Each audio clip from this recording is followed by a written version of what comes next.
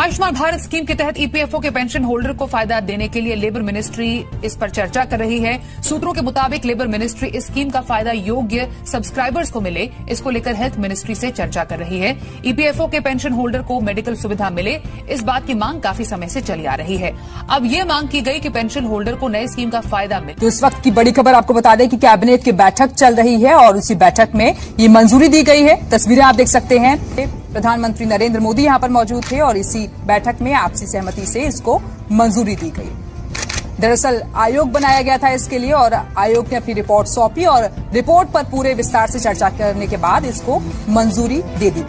EPFO के subscriber की भी बल्ले बल्ले। ईपीएफओ ने सुनाया पेंशन को लेकर नया फैसला, जिसका सीधा असर आपकी ईपीएस पेंशन पर होने वाला है। ईपीएफओ की तरफ से ईपीएस जो सब्सक्राइबर है, पेंशन धारक है, उन सभी के लिए एक बहुत बड़ा ईपीएफओ का नया नोटिस जारी किया गया है, जिसके अनुसार आपकी पेंशन में बहुत बड़ा इजाफा होने वाला है, जिसका सीधा ही फायदा ईपीएस के पेंशन धारक है उनको मिलने वाला है। तो फाइनली अगर आपको बता दें कि आप इस वीडियो को आखिर तक देखेंगे तो इसके बारे में आपको कंप्लीट पूरी विस्तार से जानकारी मिलेगी। तो फाइनली क्या ईपीएफओ ने नया आदेश जारी किया है, नोटिस जारी किया है और जिसके अंदर पेंशन को लेकर जो कौन कौन से बदलाव हुए उनके बारे में एक एक करके आपको आगे वीडियो के अंदर पूरी विस्तार से जानकारी मिलेगी। तो आपसे रिक्वेस्ट है कि वीडियो अंत तक पूरा ध्यान से देखिएगा और अगर आप इसी चैनल पर पहली बार हैं तो चैनल को सब्सक्राइब नहीं किया तो चैनल को सब्सक्राइब कर दे, पास ही बेल आइकन दिखेगा उसे भी ऑल पर प्रेस कर दे ताकि आने वाली अगली नई वीडियो आपको सबसे पहले मिले। ये आपके लिए बिल्कुल ही फ्री है। तो इसका सीधा ही फायदा आपको ही होने वाला है कि अगली नई पेंशन से जुड़ी जो जानकारी होगी उसका नोटिफिकेशन आपको सबसे पहले मिलेगा। तो ईपीएफओ के जो नोटिस जारी किया है, जिसमें पहले सबसे यानी कि ये कहा गया है कि जो पेंशन धारक है ईपीएस के, उनके अंतिम वेतन के अनुसार उनको पेंशन दी जानी चाहिए, उसको लेकर ये घोषणा हुई है। एक नोटिस जारी किया है सोशल मीडिया के अनुसार, ऐसा दावा किया जा रहा है कि जो ईपीएफओ का ये नोटिस जारी हुआ है, जिसके अनुसार ईपीएफओ ने पहले जो आपकी अंतिम वेतन है उसके अनुसार पेंशन देने को लेकर फैसला किया है। जिसके बाद आपको बता दें कि आपकी पेंशन धारकों की प्रमुख मांगे उनको लेकर भी जिक्र किया गया है। साथ में ये फैसला है जो कि अभी सुप्रीम कोर्ट के अंदर लंबित फैसला है। जस्टिस टी ललित ने भी पेंशन के धारकों की जो पेंशन है उसको लेकर बड़ा फैसला सुनाया है, जिसके अनुसार पेंशन धारकों की मिनिमम पेंशन बढ़ोतरी को लेकर मांग थी कि पेंशन की राशि में 1000 रुपए की राशि उसमें इजाफा किया जाए और नया पेंशन है जो कि 1000 रुपए से बढ़ा करके 7500 रुपए से लेकर के यानी कि 9000 रुपए तक किया जाने की पेंशन धारकों की जो राशि है उनको कम से कम 7500 रुपए या फिर 9000 रुपए तक जो कर्मचारी है पेंशन धारक है उनकी मांग की लागू किया जाए। उसको लेकर जस्टिस टी ललित ने बहुत बड़ी यानी कि घोषणा की है कि सीबीटी की बैठक के अंदर आपकी 9000 रुपए प्लस डीए की मिनिमम पेंशन बढ़ाने को मंजूरी मिली है। ईपीएफओ के नोटिस के बाद इस तरह का यानी कि दावा किया जा रहा है। तो ईपीएस के सभी पेंशन धारक के सब्सक्राइबर उन सभी को उसका शानदार तोहफा यानी कि मिलने वाला है। ईपीएफओ के नोटिस के अंदर भी यही घोषणा की गई है कि आपका अंतिम वेतन के अनुसार भी पेंशन मिल सकता है। साथ में जो कर्मचारी है जिन्होंने यानी कि ज्यादा कंट्रीब्यूशन किया उनको अंतिम वेतन के अनुसार पैसा मिलेगा और जिन कर्मचारियों ने कम कंट्रीब्यूशन किया है और कम समय तक यानी कि सेवा काल किया है यानी कि जो नौकरी किया है जिनको कम पेंशन मिलेगी उनको 9000 रुपए प्लस डीए का पेंशन भी मिलेगा।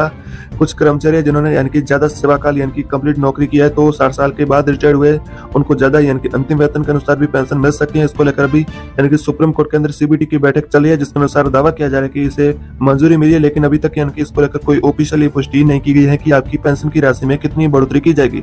सीबीटी के बैठक के अंदर इसको लेकर चर्चा जारी है कि पेंशन की राशि में कितना इजाफा किया जाए, किन पेंशन धारकों को कितनी पेंशन मिले। तो ईपीएफओ के नोटिस के बाद इस तरह का दावा किया जा रहा है कि आपकी पेंशन की राशि में अंतिम वेतन के अनुसार आपको मिनिमम पेंशन भी मिल सकती है। इस तरह का दावा किया जा रहा है कि साथ में आपको 3000 रुपए तक मेडिकल भत्ता भी मिलेगा और आपका 18 माह का डीए एरियर है उसको लेकर भी कैबिनेट की बैठक जारी है, जिसके अनुसार इस तरह का दावा किया जा रहा है कि कैबिनेट की बैठक के अंदर की आपका 18 माह का डीए एरियर बकाया राशि है उसका भुगतान दशहरा से पहले यानी कि केंद्रीय कर्मचारी उनके खातों में कर दिया जाएगा। साथ में डीए बढ़ोतरी को लेकर भी कर्मचारियों की मांग है कि जो महंगाई बताए उसमें सरकार बढ़ोतरी को लेकर जो फाइनली आंकड़े जारी करे उसको लेकर भी अपडेट आ रही कि अक्टूबर के लास्ट सप्ताह तक आपका महंगाई बताए उसका लेकर जो इंडेक्स जारी किया जाएगा और नए आंकड़े जारी किया जाएगा, जिसके अनुसार आपको अगले यानी कि 6 मई का महंगाई भत्ता मिलेगा। तो आपके लिए फिलहाल इस तरह की अपडेट आ रही कि मीडिया रिपोर्ट के अनुसार माने तो आपकी महंगाई भत्ते में 4% की बढ़ोतरी हो सकती है, लेकिन अभी तक इसको लेकर कोई ऑफिशियली तौर पर जानकारी नहीं मिली है। मीडिया रिपोर्ट के अनुसार ऐसा ही दावा किया जा रहा है कि आपकी 42% की राशि है जैसे कि बढ़ा करके 46% किया जाए। पहले आपकी 38% की राशि थी जिससे कि 4% की बढ़ोतरी के बाद 42% किया गया। अब की बार इस तरह का अनुमान लगाया जा रहा है कि आपकी जो महंगाई भत्ते की राशि है डीए की उसको 42% से बढ़ा करके 46% किया जा सकता है। कुछ मीडिया रिपोर्ट के अनुसार ऐसा भी दावा किया जा रहा है कि आपकी जो कि महंगाई भत्ते की राशि है उसको 50% तक भी किया जा सकता है। तो इस तरह की फिलहाल आपकी पेंशन और डीए को लेकर इस तरह का अपडेट आया कि सुप्रीम कोर्ट ने आपकी पेंशन को लेकर फाइनली नोटिस जारी किया। सीबीटी की बैठक के अंदर इस तरह का दावा किया जा रहा है कि आपकी 9,000 रुपये प्लस डीए को मंजूरी मिली है। ऑफिशियली तौर पर इसकी पुष्टि नहीं की गई है, यह मीडिया रिपोर्ट के अनुसार ऐसा दावा किया जा रहा है। साथ में मीडिया रिपोर्ट के अनुसार पहले इस तरह का दावा किया जा रहा है कि ईपीएफ ने नोटिस जारी किया, जिसके बाद सीबीटी की बैठक हुई, उसके अंदर ये यानी कि जो चर्चा की गई कि आपकी पेंशन की राशि 9,000 प्लस डीए को मंजूरी मिली है। तो फिलहाल आपके लिए इस तरह की ताजा बड़ी जानकारी सामने आ रही है। कर्मचारियों के लिए बड़ी खुशखबरी, क्या कर्मचारियों की पुरानी पेंशन स्कीम का विकल्प बनेगी जीपीएस? इसको लेकर एक नया अपडेट आ चुका है, जिसके तहत जो राज्य के कर्मचारी है उन सभी को बहुत अच्छा फायदा होने वाला है। अगर आप भी एक कर्मचारी या फिर पेंशन धारक है तो ये जानकारी आपके लिए बेहद ही काम की होने वाली है। देश के कुछ राज्यों में जो पुरानी पेंशन योजना लागू हो चुकी है, लेकिन अभी कुछ भी राज्य अभी बाकी रह गए हैं। उन राज्यों के अंदर जो कर्मचारी वर्ग है जो ओपीएस की बहाली को लेकर काफी लंबे समय से संघर्ष कर रहे हैं, लेकिन अभी कुछ राज्य बाकी रह गए, उनके अंदर इनकी ओपीएस को बहाल किए जाने को लेकर अपडेट आ रही है। तो आपको बता दें कि आंध्र प्रदेश ने भी अपने कर्मचारियों के भविष्य को सुरक्षित बनाने के लिए नई पेंशन योजना सिस्टम लाने का ऐलान किया था, लेकिन इसको लेकर एक नई अपडेट आ रही है। उसके बारे में आपको बता दें कि आंध्र प्रदेश सरकार ने अपने कर्मचारियों के भविष्य को सुरक्षित बनाने के लिए गारंटी पेंशन सिस्टम का ऐलान किया है। इस पुरानी पेंशन योजना ओपीएस नए सिस्टम एनपीएस का मिश्रण बताया जा रहा है। एक्सपर्ट का मानना है कि ये पेंशन ओपीएस का विकल्प बन सकती है, यानी कि आपका पुराना पेंशन उसका, इसमें सरकार ने कर्मचारियों को रिटायरमेंट के बाद गारंटी के साथ पेंशन देने का विकल्प भी दिया है। इसके अलावा ये भी ऐसी सुविधा है जो कि पुरानी पेंशन से मेल खाती हैं। आंध्र प्रदेश सरकार ने पिछले महीने विधानसभा में एक प्रस्ताव पारित किया था, इसका नाम था कि Andhra Pradesh guarantee pension system विधेयक 2023। इसमें कुछ चीजें एनपीएस की शामिल की गई तो कुछ पुरानी पेंशन योजना की सुविधा भी शामिल की गई। इस स्कीम में कुछ नियम जो नए पेंशन सिस्टम के हैं तो कुछ पुरानी पेंशन सिस्टम के हैं। इसी के तहत कर्मचारियों को पेंशन की सुरक्षा भी मिलेगी, लेकिन इसके लिए मतदान भी करना होगा। क्या है नया प्रस्ताव जिसमें आपको कैसे इसका फायदा मिलेगा? आंध्र प्रदेश विधानसभा में पारित प्रस्ताव के मुताबिक सरकारी कर्मचारियों को गारंटी शुदा पेंशन के लिए भी अपनी तरफ से हस्तांतरण करना होगा, जैसा कि अभी एनपीएस में किया जाता है। हालांकि रिटायरमेंट के बाद कर्मचारियों को उनकी आखिरी सैलरी का 50% पेंशन के रूप में दिया जाएगा। ओपीएस में भी कर्मचारियों को उनकी आखिरी सैलरी का 50% दिया जाता है। इसके अलावा अन्य कर्मचारियों की तरह रिटायरमेंट के बाद पेंशन धारकों को महंगाई भी बताए, वो भी साथ में महंगाई राहत भी दिया जाएगा।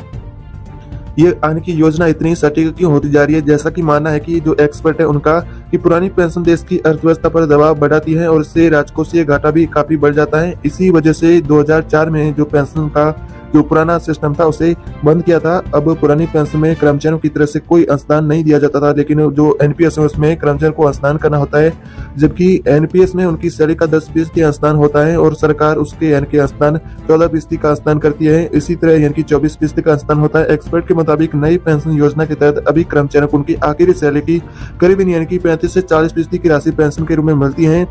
ओपीएस में आखिरी सैलरी का 50% सीधा ही आपको पेंशन के रूप में मिलता था और गैप सिर्फ 10% का है। और आंध्र प्रदेश सरकार ने इसी गैप को पूरा करने के लिए गारंटीड पेंशन है उसकी पेश की है और इससे सरकारी खजाने पर ज्यादा बोझ भी नहीं आएगा और कर्मचारियों को पूरी सुरक्षा भी मुहैया कराई जाएगी। हालांकि इसके लिए उनकी सैलरी से अभी भी किया जाने वाला कंट्रीब्यूशन जारी रहेगा। एनपीएस का विरोध क्यों करे? आखिर कर्मचारी जो एनपीएस है उसको खत्म क्यों करना चाहते हैं? यानी कि ये शेयर आधारित पेंशन सिस्टम होने की वजह से सरकारी कर्मचारी है जो पेंशन धारक है उनको उनके वेतन की आधी पेंशन का लाभ नहीं मिलता है। इसी की वजह आपकी यानी कि जो एनपीएस को बंद करने को लेकर आदेश जारी कर रहे हैं जो कर्मचारी, उनका मानना है कि एनपीएस को बंद किया जाए।